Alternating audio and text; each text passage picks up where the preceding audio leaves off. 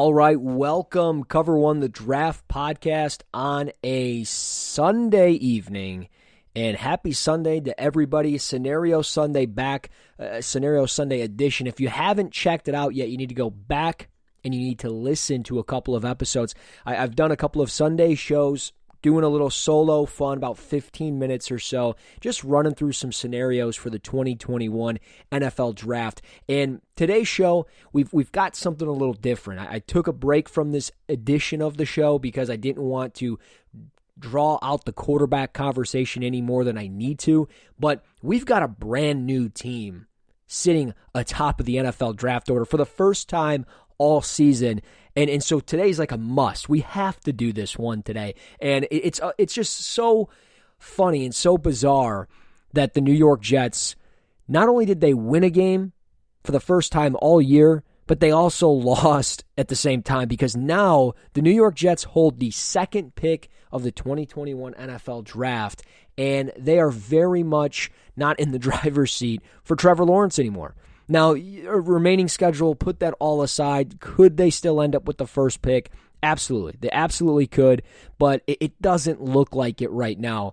And the first pick belongs to the Jacksonville Jaguars, who could very well lose out the rest of the way. I mean, we've got Week 16 and Week 17 left to go, 2 weeks left in this season, and the Jets play Cleveland next week, and then you've got Jacksonville, who will be playing against Chicago. The Jets are at home. Jacksonville's at home.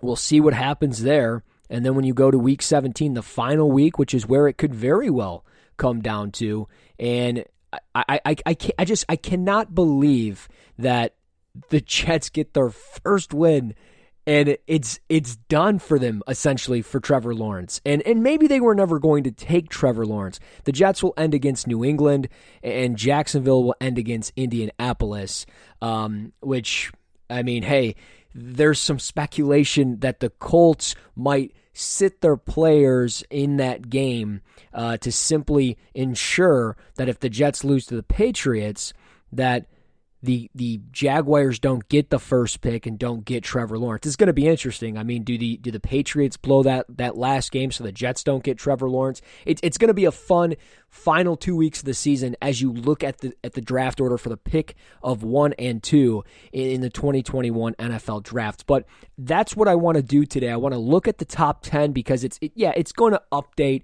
We still have Cleveland and the Giants playing right now. We have the Bengals and the Steelers playing tomorrow. Could the Bengals somehow squeak out a win? Sure. But it's a ton of fun to go through some scenarios and situations here, because obviously the draft starts at 1 and 2 with who takes a quarterback. And it certainly seems like Jacksonville right now, destined on December 20th of 2020, they're destined to take Trevor Lawrence. The Jets would then be destined to take a quarterback as well. Maybe the consolation prize is Zach Wilson from BYU, or maybe it's Justin Fields from Ohio State. And yes, Justin Fields played Northwestern, didn't look great. I'll keep that conversation for later in the week this week for Christian Page and myself. But what I don't know if people realize is that the Jets have 6 picks in the top 100, as do the Jacksonville Jaguars. Both teams have 2 first-round picks. Starting with the Jags, they've got picks 1, 25, 34, 47. They've got 2 picks in the first round, 2 picks in the second round, plus picks 65 and 98. That's some EA Madden football type of thing right there, where you just stockpile on picks. And then you've got the Jets. They got 2 and 26 right now. They've got the 33rd pick of the second round, 66 and 90 in the third round, and 97 in the fourth round. Now, their 26th overall pick is owned by the Seahawks. For the Jaguars, pick 25 is owned by the Rams. So it will depend on what happens with both those teams in the playoffs, as if they make the playoffs. They should at this point in the season. But it's crazy that this season, everybody's been calling for Adam Gase to be fired. Greg Williams takes the fall against the Raiders. They lose in dramatic fashion there. Then they play against a very good Rams football team defensively, one of the best defensive teams in football, and they beat them today, 23-20.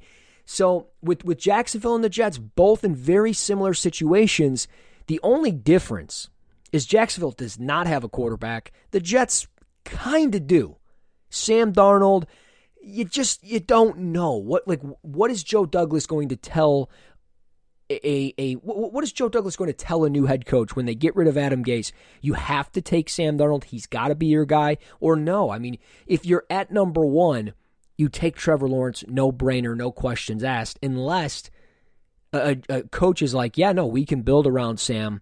Let's move back. Let's get a ton of picks because let's be honest, Trevor Lawrence doesn't want to play here. That's been the speculation as well.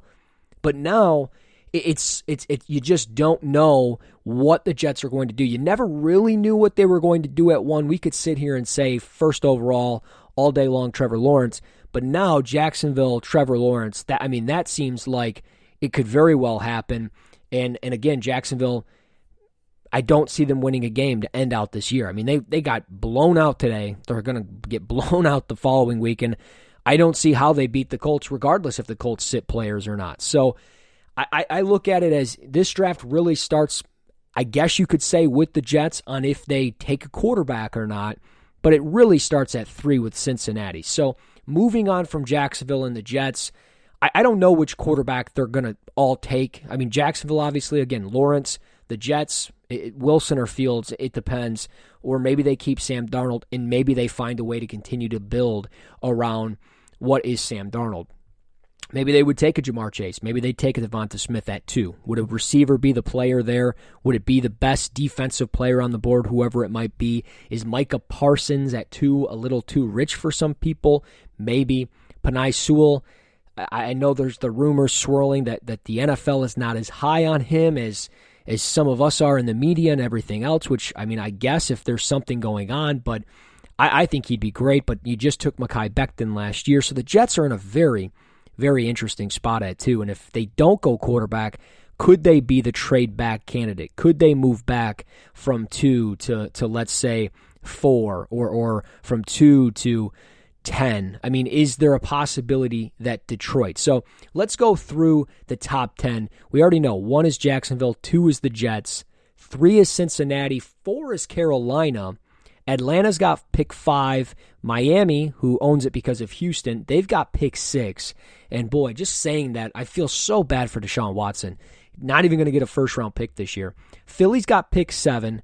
Dallas has got pick 8. The Chargers have pick 9. And Detroit tops it out at pick 10 at 5 and 9. So a lot of 5 and 9s there. A lot can definitely change, obviously, within this top 10, and it will be. It's fluid, no doubt about it.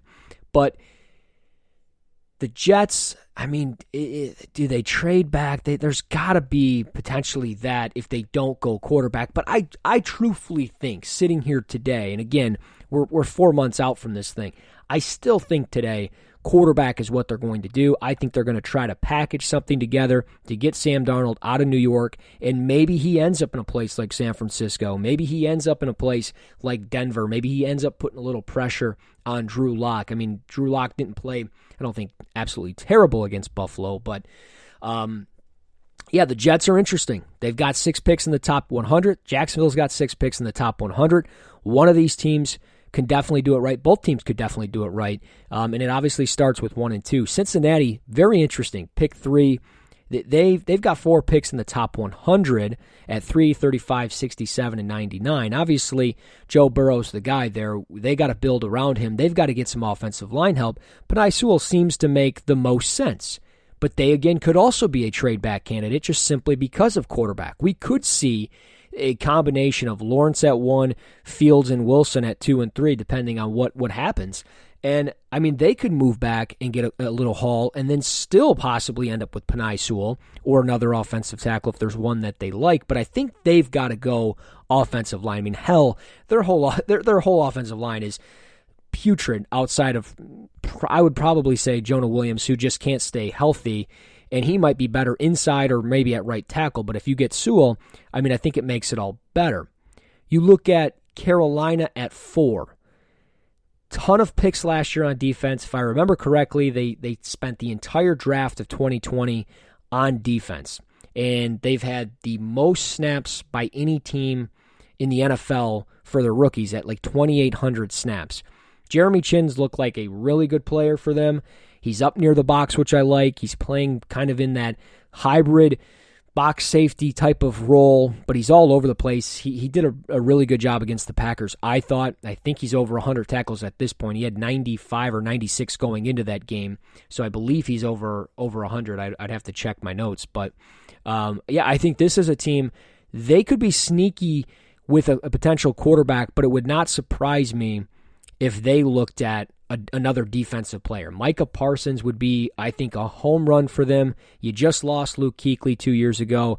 Getting a guy like Micah Parsons for Carolina, especially at 4, I think just what he provides, you can use him a little bit as an edge rusher. You have guys like Derek Brown, Brian Burns. Again, we mentioned Jeremy Chinn. Troy Pride looks okay.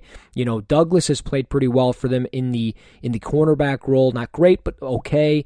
Trey Boston's looked okay. They've got some players there defensively, and I think when you bring in a guy like Parsons with Chinn, Brown, and Burns, what a combination that is of 4 players to utilize defensively against some of the best offenses in football, from Atlanta to, I know Tampa Bay struggled a little bit, but the weapons on those teams in Tampa, and then obviously the Saints, who just seem to always have it figured out with Kamara and Thomas. So Carolina at 4, they're interesting because they could be a sneaky play for a quarterback, but they could also very well go right back to the defensive side of the football and add a nice linebacker, edge rusher hybrid type of player. That seems to be what they've been looking at, is those versatile hybrid type of guys for their defense. So Carolina is interesting. I think that they are a very interesting team at 4. The more that I think about it. 5, Atlanta. Atlanta just can't get out of their own way. It looked like they had Tampa Bay dead to rights, looked like that they were going to beat them, and they just cannot find a way to keep their foot on the gas and finish games. But Atlanta, a top 5 pick. Is this the end of Matt Ryan there? I don't think so. But I think that this is a team that they just need help on the defensive side of the football. Maybe they consider an edge rusher like a Kwity Paye. Is that a little too rich? Maybe this Phillips kid out of Miami, Florida, if he has a tremendous offseason and some of the off-the-field stuff gets cleaned up, could he be a top 10 pick? We're talking top 5. That's kind of risky. Is there a defensive back that they like? It feels like they've spent a ton of draft capital on defensive backs, from Isaiah Oliver, A.J. Terrell. You look at Neal, the safety. They've spent a ton of time trying to put players in their secondary, and it's just not necessarily working out. I like Terrell. I like some of what they have, but it just seems like this defense never gets better. So is like a Patrick Surtain, is a Sean Wade probably a little too rich? Yeah. Is Caleb Fairley, is he somebody that they consider? Maybe. Maybe they're that team that pulls the trigger on a surprising defensive player that we wouldn't have in our top 5, but they could very well be looking at that. And I also think too that it would not be out of the realm of possibility to look at a wide receiver. I know Julio Jones is there, but Julio Jones is not the same guy as far as health-wise. His body's starting to wear down. Do they look at a Jamar Chase to pair with Calvin Ridley? And then that makes Julio Jones a little bit trade bait. You could look at that. It could very well be on the list for them this offseason. It sounds crazy, but Atlanta, they've got picks 5, 36, 70, and 101 plus 2 picks later on in the draft in the 5th and 6th round. So they've got 6 picks to work with. Atlanta's got to make the most out of it. They're an interesting team at 5. They really are. Kind of like Carolina, you don't necessarily know. You kind of, when you do a mock draft, or when you do this stuff every day like I do, you kind of start just automatically pairing players up, or 1 or 2 players, or just a specific side of the football at least for a specific team. But for Carolina and Atlanta, they're both in interesting spots because it feels like, Carolina, they spent a ton of time on the defense, again, but they could look at the offense. I forgot completely. Kyle Pitts at 4 as well. He would be the no-brainer for me if I'm Carolina. They've got the worst tight end situation in the league, and I was a huge Ian Thomas guy, so they could very well be the team that gets it going with a surprising pick like a tight end. I just completely forgot about that. But yeah, both teams very interesting. 6, again, Miami, 2 first-round picks, 2 second-round picks, a third-round pick at pick 85, 5 picks in the top 90, the top 85. I mean, where it sits right now, that's great for Miami. And they're 9-5. They're probably going to make the playoffs, and they're a fun team to watch. I think that they need to go receiver, and I think that they need to go running back. I'm going to be 100% honest. I think that they're in a position, and if they keep 6 and if they keep around 20, 21, 22, I don't think it's too rich to look at a running back. I know that they brought in Matt Breida. I know Myles Gaskin has looked good. Not great, but good for what he's been. I think getting, though, a difference maker like a Jamar Chase, like a Devonta Smith, like a Jalen Waddle, or even a Rashad Bateman, and then possibly looking at a Najee Harris. I think Najee Harris being paired back up with Tua. I mean, it's crazy, but this offense could very well look like Devonta Smith, Tua, and Najee Harris. I mean, it could be very similar to what Alabama was 2 years ago. And I think that would be a smart play by them. And again, they've got picks 37, 54, 85 to build on, whether it's the defensive side of the football, in the trenches if they want. It's not going to be a tight end, but I think getting another number one receiver, or a true number one receiver in this offense, and a true number one running back would be the smart play for Miami at 6. But 5 picks in the top 85, you got a lot to work with if you're the Dolphins. Things are looking up for that franchise. 7 is Philadelphia, and I mean, let's be honest. Carson Wentz, he wants out. I don't know if they're going to be able to make something happen there, but it just looks like hostile on the sidelines. Whenever you watch Hurts and Wentz, I've watched this team 2 consecutive weeks in a row, and every single time I look, it doesn't look like Hurts wants anything to do with Wentz. And regardless if Wentz wants to try to be nice or not, it just doesn't look like those guys see eye to eye. And maybe it's just because Wentz is salty that he lost his job. Could be. But with how bad this offensive line is, I think, and again, the injuries are what's hurting this team. I mean, you've got Andre Dillard, you've got Lane Johnson, you've got Jason Kelsey, but I still think that at 7, it's rich. But I don't think looking at a guard is out of the realm. I mean, Wyatt Davis at 7, it is a little rich, and it probably takes fans back to the days of Chance Warmack out of Alabama going in the first round. But I truthfully think getting help on the offensive line makes a ton of sense. And you could do it at 39 or 71. You know, Deontay Brown, Landon Dickerson, Trey Smith out of Tennessee. These guys would be great additions. So take it for what it is. Wyatt Davis, though, is my top-ranked guard, and I think getting that top-ranked guy makes a ton of sense. He hasn't looked the same this year, but I think part of it is just the crazy year that the Big Ten has been. But Philly, yeah, if it's not in the trenches, I don't think you need to spend another pick on a receiver. I don't think you got to look at running back. Obviously, tight end is good. You got to look at the defense, and I think this is a team that certainly looks at a defensive back. I know you've got Darius Slay, but I've said this for years when Darius Slay was in Detroit. You got to get another corner attached to him, and they never did it. They neglected it year after year. I think Philly looks at a player like a Patrick Surtain, maybe a Caleb Farley. They look at one of those types of players that can be physical, but also just fluid athletes, and I would love those guys in those spots. For Philly at 7. Dallas at 8. I mean, you just overpaid on a running back that probably isn't going to finish out the year. You got to figure out what you're doing with Dak first and foremost. And I say you overpaid for a running back because Tony Pollard came in and he played well today against San Francisco. I mean, I'm going to call it what it is.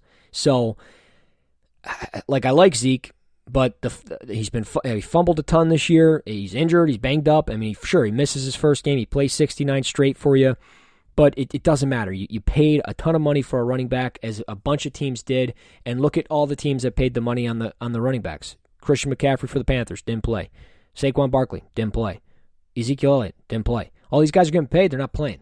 So I don't know what to say, but you're not going to draft a running back, obviously, in the first round. But you got 3 picks in the top 75. You got pick 106, 170, and 204. You got 6 picks to work with. Your defense is atrocious. You have the worst defense in the NFL, possibly in the history of the league. You need to get some help there. Maybe a Kwity Paye from Michigan would be a slam dunk for you. I don't think it's out of the ordinary if you look at a Micah Parsons if he's there. I mean, Leighton Vander Esch just can't stay healthy. Sean Lee is shot. He's done. I mean, you need to find something for Jalen Smith to be consistent on the second level of your defense. I think Micah Parsons makes a ton of sense. And maybe, and I'll butcher his name, but, Jeremiah Owusu-Karama from Notre Dame, is that a player that they consider? Just get 2 Notre Dame guys playing linebacker for you. It could happen. I think that's a little rich at 8, but I still like him quite a bit. And again, if the Dak Prescott situation doesn't get resolved and he doesn't have a contract, then I think you look at quarterback here. And I think Trey Lance makes a ton of sense, because I would think by this point Wilson and Fields and obviously Lawrence are all gone, so Trey Lance could be there. But it's got to be defense. It's got to be defense, whether it's a defensive back, which I've mentioned already a few times, because I think Patrick Surtain is the best corner in the class right now. Shaun Wade's just not the same guy he was on the outside. If you play him in that nickel safety hybrid type role, I think you'll get a lot more production out of him. But a team's got to do that. If he's listed out as an outside corner, I don't like that for him. So if I'm Dallas, I'm looking at corner, I'm looking at edge rusher, or an outside chance of a linebacker, depending on the health of my guys of Lee and LVE. The Chargers at 9. This is just about building around one specific guy. Justin Herbert, he has looked fantastic this year. You got picks 9, 40, 76, 107, and then you got 4 picks after that. So 4 picks in the top 110 as of right now. I still don't like this offensive line. I like the depth of the offensive line group this year. I don't know if there's necessarily a guy there. I know Rashawn Slater's got a ton of buzz to be a potential top offensive tackle, which I'm not really opposed, but I think he's also, some people saying a guard. I think looking at a guard like a Wyatt Davis, like I've mentioned, would make some sense for this team, despite having a guy like Forrest Lamp and all that stuff. I think, potentially in the second round, if he's there, maybe an Alex Leatherwood, maybe a Jalen Mayfield out of Michigan. I think both those guys would make a ton of sense for the Chargers. Christian Darrisaw, I know, is getting a lot of buzz in the first round. I like him fundamentally. I think health is the biggest concern with him. And Lucius Smith, their left guard, he hasn't declared yet, but I think he makes Christian Darrisaw a better football player. And in fact, Zach Hicks and I will be talking with Smith from Virginia Tech later this week on Tuesday night. So we're going to be breaking down some film with him. And if he does declare, I think that guy's going to be a climber on draft boards everywhere. But Darrisaw, I think at 9 is a little too rich for myself. So I think realistically, if Sewell's gone, do they like Slater enough, or do they think, again, like a Leatherwood or a Mayfield would be there in the second round? I think certainly. And it's, again, this is not a bad spot to grab another receiver. Mike Williams is okay. He's good. Keenan Allen is great. But I still think you can look at another receiver. And if a Devonta Smith is there, I think that would be a hell of a lot of fun in this offense with Mike Williams, Keenan Allen, Devonta Smith. I think that's a great 1, 2, 3 just for Herbert. And then obviously the combination of Hunter Henry at tight end with the running backs out of the backfield, I think that'd be great for the Chargers. So I love what they can do in this draft. Again, though, I think so much of this draft, the importance is, one, getting yourself a head coach, but building around Justin Herbert. Follow something similar to what the Bills have done with Josh Allen. And props, before I get into the lines, props to the Buffalo Bills on winning the the AFC East for the first time since 1995. I know we've got a strong Bills following here at Cover One. So much of what we do is based around the Buffalo Bills.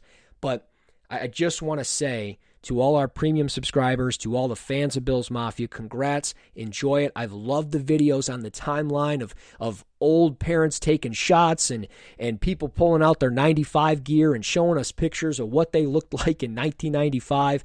The Bills are my backup team, the team that I support on the AFC side of things, and especially with the Putrid Lions, which we will talk about here in a second. But I love myself some Buffalo Bills, and I'm extremely happy for Sean McDermott and Brandon Beane and Josh Allen, Stephon Diggs, all these guys in Buffalo. It's been a great season to watch. I've watched every game. They're 11-3.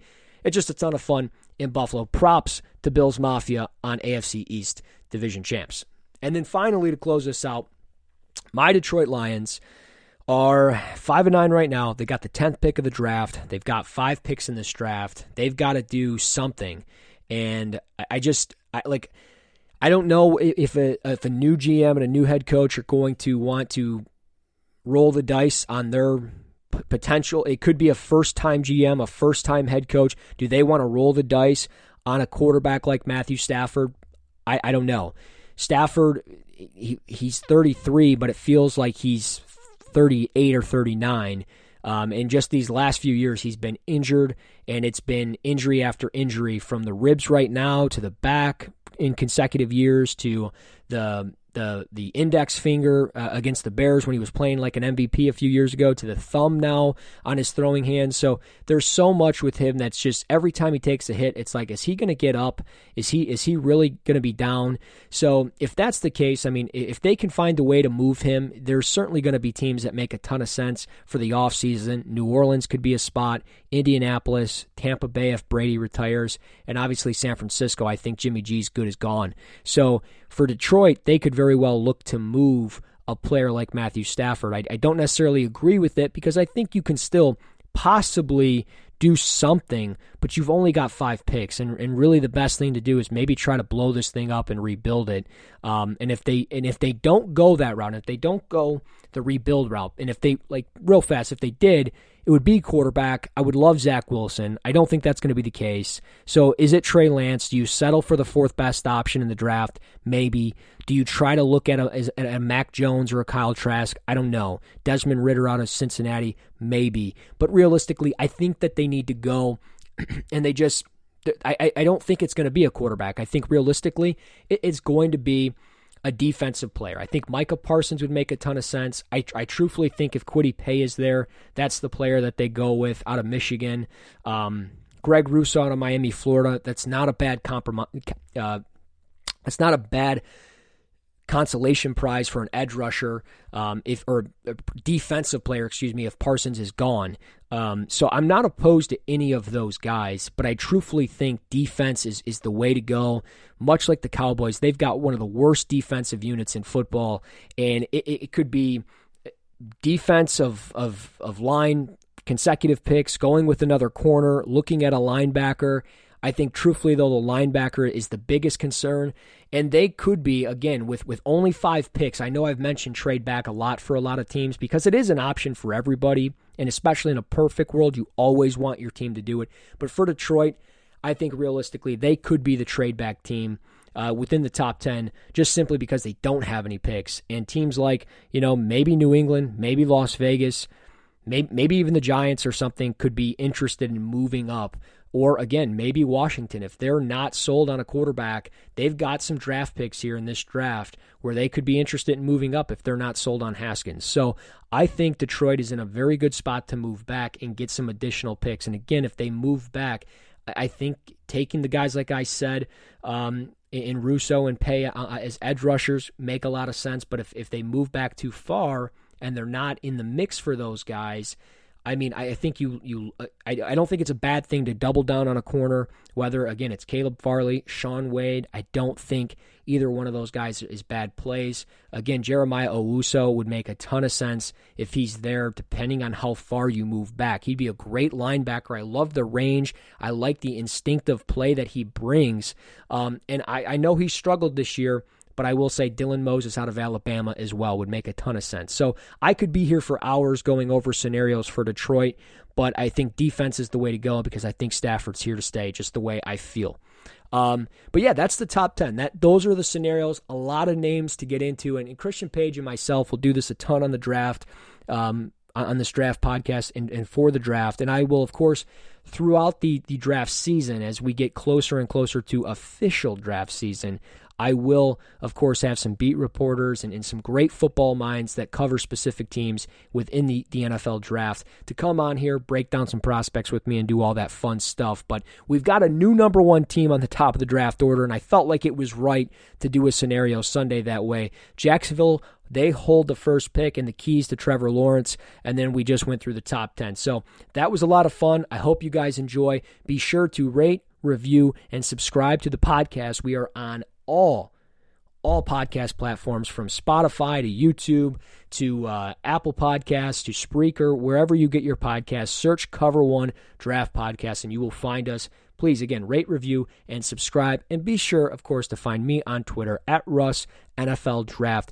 We will talk to you guys later this week with a video breakdown again with Lucius Smith out of Virginia Tech, and Christian Page and myself will do something around the holidays with a draft podcast for you guys, a new addition to that. So enjoy your weekend, enjoy your week. Everybody have a great Christmas if I don't talk to you before that. Until next time, this is Cover One, the Draft Podcast.